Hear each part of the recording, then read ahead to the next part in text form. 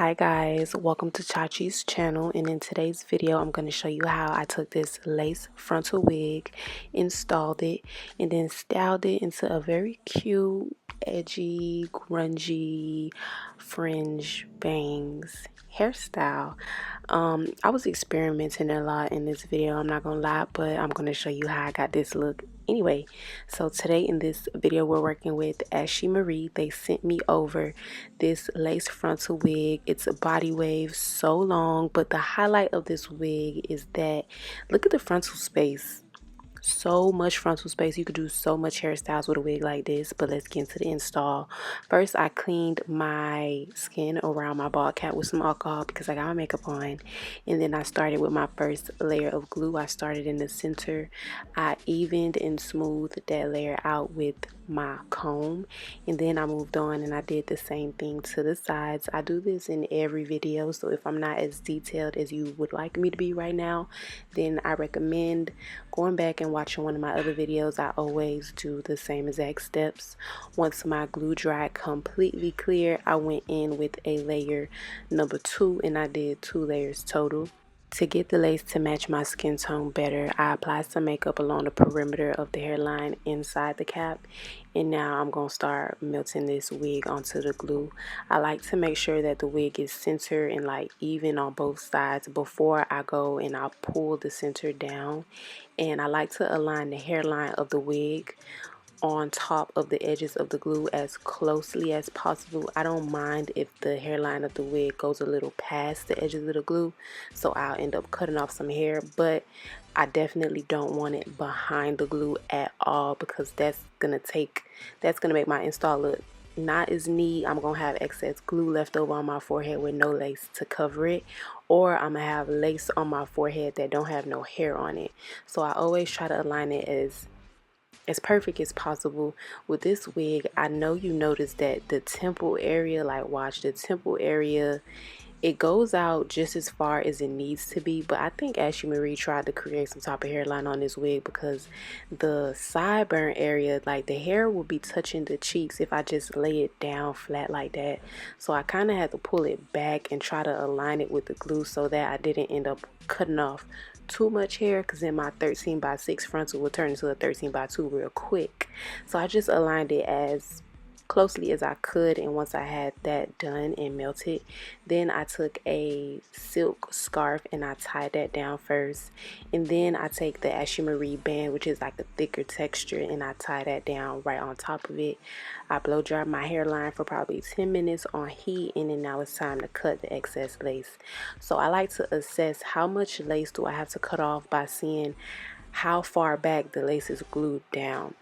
Pretty much if lace is not glued down to anything, I cut it off even if it does have some hair on it. Like right here, the lace goes about this far back, and then everything else behind this is glued down. So I part out the hair that's not glued down to anything, and then I go ahead and I cut off that excess lace. I don't like to use a razor. People use them in order to create a jagged like line, a jagged cut, so you just don't cut straight across. But I like to just use my scissors and make my own jagged cut by going in like a zigzag pattern as I cut, going up and down, up and down. And yeah, I do that along the whole hairline. I figure out how far back do I need to cut, and then I start cutting. And if I do need to cut out some hair, I never just start cutting on top of the hair ever. I always part out the hair first and then I cut so that I could see better, and it's just neater that way. Like right now, I part out the hair that I know I need to cut because it's not glued down, and then I continue to cut. But girl, this wig was getting on my nerves. I could not see, so I had to take my hot comb and hot comb the hair back just to start taming it a little bit to keep it out my way. But then I just went ahead and I kept cutting the excess, cutting my ear tabs out. On this ear tab, it kind of was not laying as flat as I needed it to be, and before I cut off every part of the lace, I glued it back down first just so I could secure the hair that I actually need before I cut off any lace that I don't need. So that's what I'm doing now, and I get as close to the edges of the hairline that is glued down as possible. And of course I do the same thing to the other side. Okay,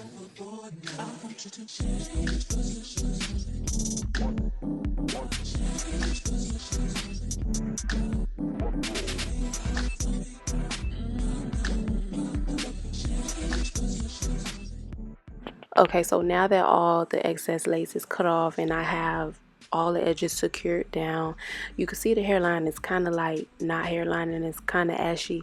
So I'm dabbing a little bit of makeup directly on the hairline, and then I'm gonna double melt it. I like to melt it with, oh, before I double melt it, I also like to strap the straps in the back so that the lace can lay as flat as possible before I melt it in position. But I've been liking to melt my lace for the second time with glue, with spritz sprayed directly on top of the hairline, and then I tie it down with a silk scarf and my thicker band. Again, I blow dry it for another 10 minutes, and then the lace is melted. And now I'm getting into the styling, and to part out my bang, I did a curved part from temple to temple. I would take the hair that I just parted out and I like, stretch it flat across my forehead to see if this is thick enough, and it still was looking thin. I did pluck this wig, by the way. Check out my plucking videos if you want to know how I do that. So I plucked it, and sometimes wigs come with shorter hair along the hairline anyway. So every time I would section some hair off, I would look at it again. I'm like, this is not thick enough. I don't want no very thick bang like we in 2012, but like, come on, like I need some hair in this bang. So right now I'm thinking I have enough hair, so I'm starting to tame the hair, trying to get it flat at the roots. And then I took this section out again, and it still looked very hungry. It looked very thin, so I went and I added some more hair, just doing that curved part from temple to temple. And I basically did that until I felt like I had enough hair parted out for my bang. So to start getting the bang a little flat on my forehead, I took some heat protectant and I'm hot combing that forward, and I'm hot combing the rest of the hair back. Okay, so this is where the experimentation comes in. On my last video where I did the JT inspired bangs, I just used a scissor to cut my bang. I didn't understand this twisting technique. I didn't understand why people do it, but they say that once you cut it, like how I'm using a razor, and I also used scissors in my last video. I'm just now using a razor right now, which is something new for me. But they say when you twist it like that, the ends come out longer than the center, and I guess it did work. But I think I'm slow because I didn't keep twisting the hair back up again and continuing to cut in that way to get it shorter or to get it to my desired length. After I twisted it the first time and cut it, now I'm just grabbing random pieces of hair and basically razoring it off, and I'm not sure if I'm supposed to keep twisting or if I'm supposed to now start cutting it on my own. I don't know. I'm not really used to using razors or whatever, but I want to get more into it.